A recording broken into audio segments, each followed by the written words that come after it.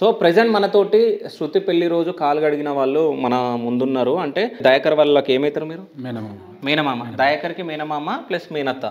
So, ఇంకా శృతికి ఎట్లాగో పిన్ని, బాబాయ్ అయితారు కాబట్టి మీరే గడిగారు. సో, ఎందుకు గడగాల్సొచ్చింది మీరు కాళ్ళు? వాళ్ళు రాలేదు కదా, వాళ్ళు రానందుకు అక్క వీళ్ళు చాలాసార్లు ఫోన్లు చేస్తే రామన్నారు.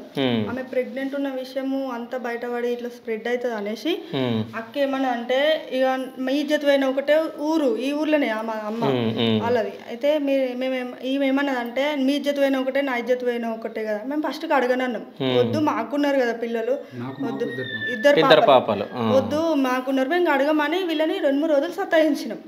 అబ్బా నా ముఖం చూసి అడుగుర్రా, ఇజ్జత్ పోతుంది ఊర్లో, ఎందుకు అట్లా చేస్తుర్రు మీరు అని వీళ్ళిద్దరు మా ఇంటికి వచ్చిర్రు.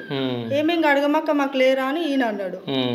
వాళ్ళు ఇక పెద్ద మనుషులు మా ఇంతకుముందుకు వాళ్ళు వచ్చిన వాళ్ళప్పుడు కూడా వీళ్ళు ఎవరు కడుగుతారు అని అంటే మా బావ కూడా చెప్పుకున్నాడు. ఏంటంటే మా బావడు ఉన్నాడు, మా బామ్మర్ది ఉన్నాడు, కడుగుతాడు.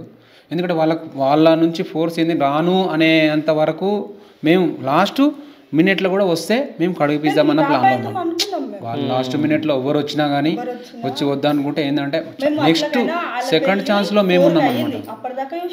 నెక్స్ట్ సెకండ్ ఆప్షన్లో ఉన్నాం అన్నమాట మేము. ఎందుకంటే వాళ్ళు వచ్చినా కానీ వాళ్ళకే బాధ్యత ఉంటుంది. ఫస్ట్ వాళ్ళు వచ్చినా కానీ వాళ్ళకే కడిగిపిస్తాం. లేదు అనుకుంటే కడుగుతలే ఎందుకు వాళ్ళను అధైర్యపరచాలి, మనం కూడా ఉండి వాళ్ళకు కూడా సపోర్ట్గా ఉండాలనే ఇంటెన్షన్తో కడగాలి.